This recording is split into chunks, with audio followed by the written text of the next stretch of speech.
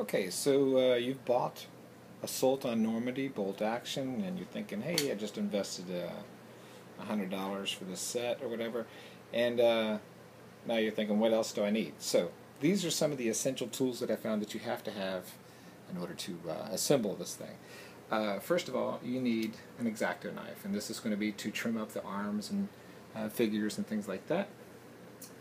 You might want a pair of wire clippers. These are terrible because they're so thick and stuff like that, but if you can get something thinner with a thinner blade there, that would work fine, or a pair of scissors may work for you also. I like to use a Sharpie, and I like to write on the bottom of the units so people who are new to the game or may not be familiar with the World War II weaponry can look at the bottom and quickly tell what type of unit that they have. And you'll need this type of super glue. This is really good. It's called liquid cement for plastic models. I broke the tip off, but it's very nice because you can put that tip on and exactly put the amount of super glue that you need in the spot that you need. This cost about $7.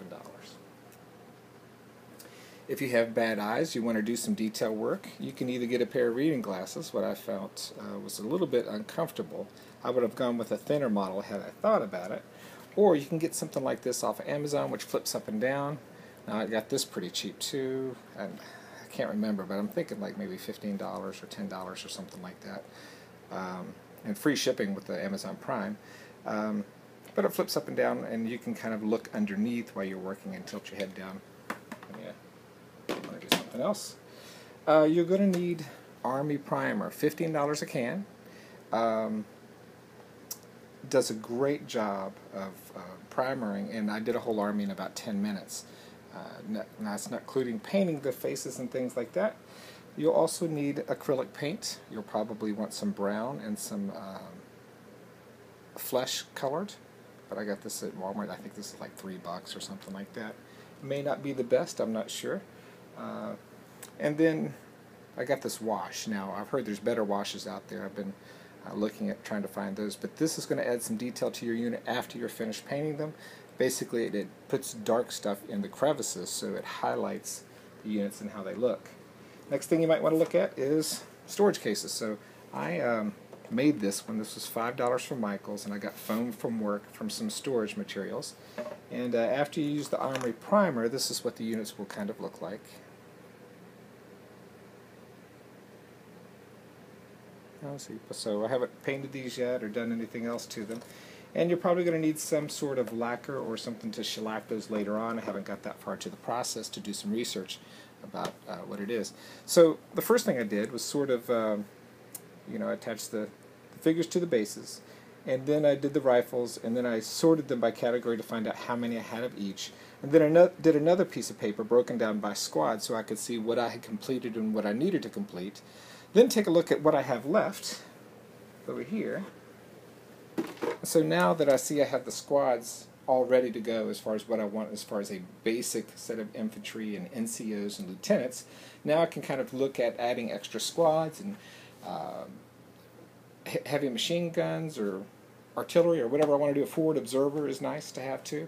And so you can use this program called BattleScribe, which I've talked about before, which can kind of help you coordinate your army. But an army or platoon consists of a lieutenant who commands the whole battlefield, and he gives a benefit to the 6-inch radius around him to units who are within that range. Then you've got NCOs. They are the squad leaders for each individual squad, and each squad typically consists of about 4 to 5 rifles plus, depending on which faction that you are. And then you have possibly another machine gunner, light machine gunner that accompanies that squad.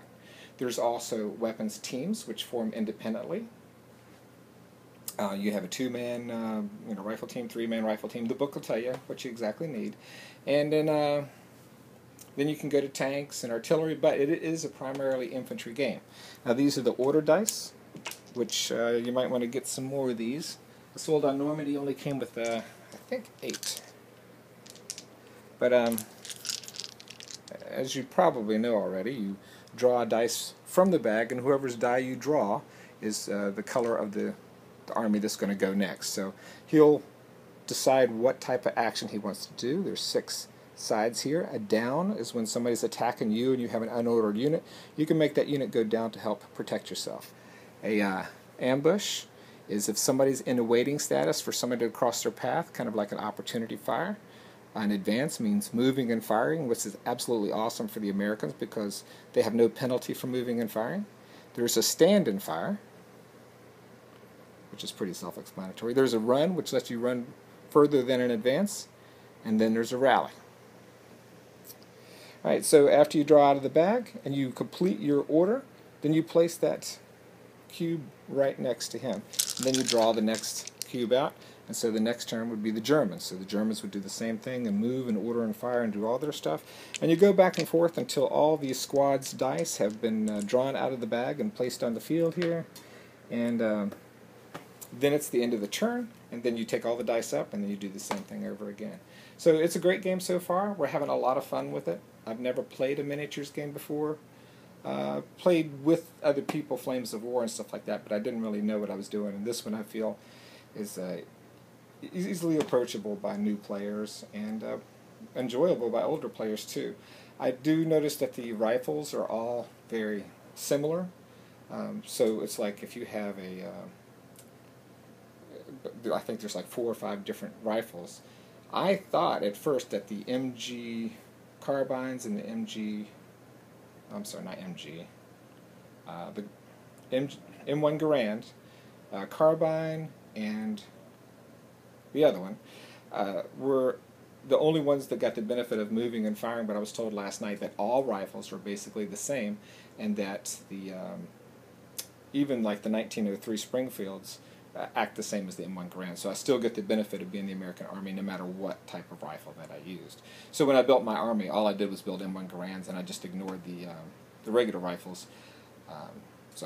And I did do a couple of them, but I used them to protect other units. So like a lieutenant can have 2 accompanying units with him to help take hits, and he can also be used as an attacker in the battlefield too.